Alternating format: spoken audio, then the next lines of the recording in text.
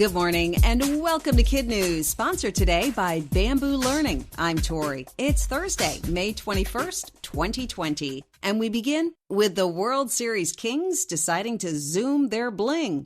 The Washington Nationals will unveil their World Series rings virtually at 7 p.m. Eastern Sunday. Nats owner Mark Lerner hopes it will be a moment of joy in these uncertain times. For those on the receiving end of all those diamonds and gems, no doubt. For sports fans, at least it's something. Several players will make an appearance from their homes. They won't be in uniform. They'll instead mark the occasion in suits and ties. Sunday's date is a significant one. It was on May 24th of last year that the team began its remarkable turnaround, going from a dismal 19 wins and 31 losses to its first ever World Series win. The special will air online and on the MLB network.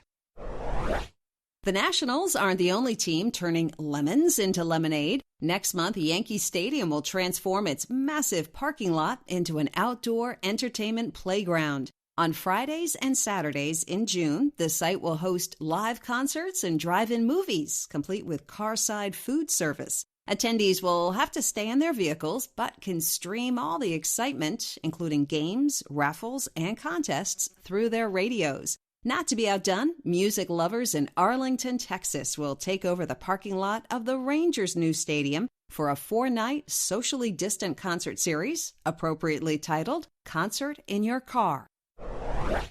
An about-face from the nation's top health organization. The CDC, or Centers for Disease Control, now says the coronavirus does not spread easily through touching surfaces or objects. The main risk is when someone without a mask and not socially distanced coughs or sneezes. And speaking of masks, many are wondering if the president will wear one when he visits a Ford Motors plant in Michigan later today.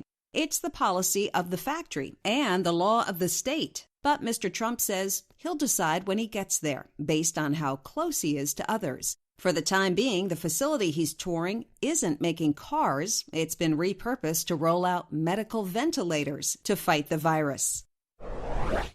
An update now on another effort to help battle the virus. As we mentioned on KidNuz last month, Captain Thomas Moore, a British World War II veteran, decided to celebrate his 100th birthday in early April by walking 100 laps in his back garden to raise money for healthcare workers. His original goal was to raise £1,000, but his efforts captured so much attention all over the world that he's now raised over £32 million, which is about $40 million.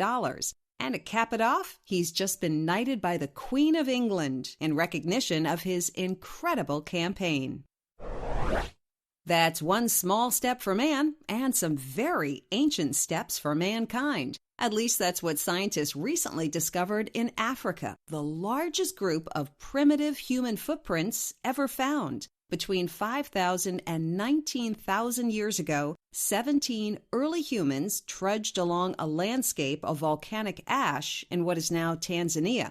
The ash dried like concrete, preserving over 400 footprints. And what's really exciting is how much these footprints can tell us about our ancestors. Researchers refer to it as a direct snapshot. They have analyzed the shape, size, and direction of the footprints to determine they were likely made by a group of mostly females traveling together. But researchers are still trying to figure out where the group was going, what they were doing, and why it was almost all female. That's it for KidNuz. Now our KidNuz quiz. How will the Washington Nationals team unveil their 2019 championship rings?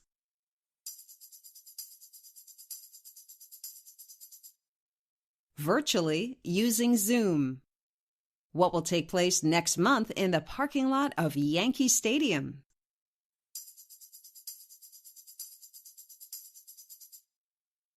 Socially safe concerts and drive-in movies. Where is President Trump headed today?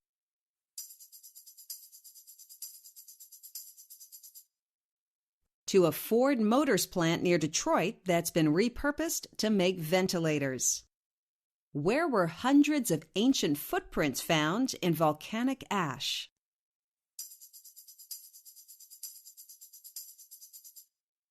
in Africa, in what is now Tanzania. And in one for the road. On this day in 1932, aviator Amelia Earhart became the first woman to fly nonstop and alone across the Atlantic. She landed in Ireland on May 21st, 15 hours after takeoff from Newfoundland, Canada. To learn more about Earhart and her many airborne accomplishments, just say, Alexa, open Bamboo Luminaries. Before we go, our KidNuz birthday shout-outs go to Michael and Finn in Wilmette, Illinois, Griffin in New York, New York, Luke in LaPorte, Colorado, and a bunch of birthdays in California, James in Atherton, Thatcher in Rockland, Prawneel in Fremont, and Abraham in Redondo Beach. And our classroom salute goes to Mrs. Learners from Jefferson Houston in Alexandria, Virginia. Thanks for listening, everyone. Don't forget to rate and review us wherever you get your podcasts. And we hope you tune in for more KidNuz tomorrow morning.